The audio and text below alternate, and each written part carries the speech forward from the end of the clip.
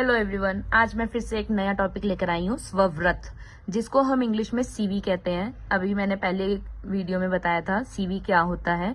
Same चीज हिंदी में है, स्वव्रत क्या होता है और इसको हम कैसे लिखते हैं और इसको लिखते टाइम किन किन चीजों का ध्यान रखना है, वो चीजें हम जानेंगे। बेसिकली स्वव्रत जो है वो व्यक्ति का व्यक्तित्व का आईना होता है, जहाँ पे इंसान को किसी भी फील्ड में काम करना है, उस प्रोफेशन के अकॉर्डिंग अपना बायोडाटा बनाना होता है, उसी को ही हम स्वव्रत कहते हैं।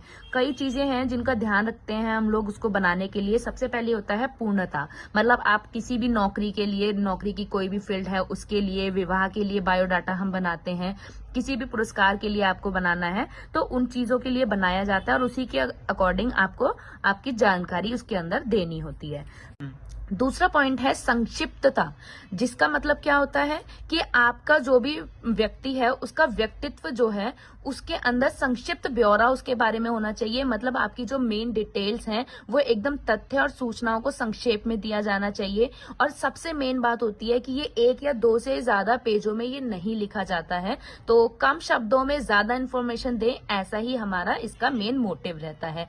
तीसरा पॉइंट है प्रभावशाली। आप जो भी सीवी बनाते हैं या स्वव्रत बनाते हैं वो सबसे ज्यादा प्रभावशाली होगा, तभी आपकी नौकरी जल्द से जल्द लग पाएगी, जो कि अट्रैक्टिव होना चाहिए। तो एक अच्छे स्वव्रत का मेन मोटिव जो है वो यही है कि वो एक प्रभावशाली होना चाहिए। उसके अंदर इतना ज्यादा शब्दों में और आपकी स्किल्स में इतने ज्यादा आप उस चीजों को मेंशन करिए कि प्राप्तकर्ता जो भी है उसको एकदम से पढ़कर ही प्रभावित हो जाए और नौकरी लेने में आसानी हो। इसकी अच्छी गुणवत्ता के लिए आपको सफेद कागज पर इलेक्ट्रॉनिक टाइपिंग और कंप्यूटर से तैयार किया जाना चाहिए ये, और रंगीन कागजों को इसका इस्तेमाल नहीं किया जाता है। जैसे अगर हम कह रहे हैं कि प्रभावशाली है तो हम बहुत ज्यादा डेकोरेटिव शीट को कलरफुल शीट पे रखेंगे, तो उससे कोई लेना देना नहीं है। प्रभावशाली ये बनेगा एकदम नीट एंड क्लीन पेज। एक स्वव्रत का उदाहरण है, फॉर्मेट है जो आपको पेपर में इस तरीके से लिखना है। आपका नाम, जन्म तिथि, पिता या माता का नाम, पता और शैक्षणिक योग्यता में आपकी एजुकेशनल क्वालिफिकेशन आएगी,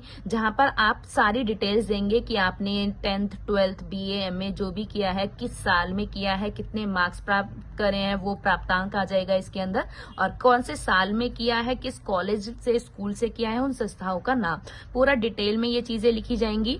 फिर अनुभव, अगर आपको काम करने का पहले कहीं भी अनुभव हुआ है तो वहां कौन सी कंपनी में काम किया है, किस फील्ड में काम किया है, किस समय से किस समय तक किया है, तो वो सारी चीजें भी आपको उसके अंदर लिखना है। ये पूरा फॉर्मेट है जो आपका पेपर में भी आएगा, तो आप इसी तरीके से मेंशन करेंगे, और अगर आप जॉब के लिए देख रहे हैं तो जॉब के लिए भी आपका इसी तरीके से होगा। धन्यवाद।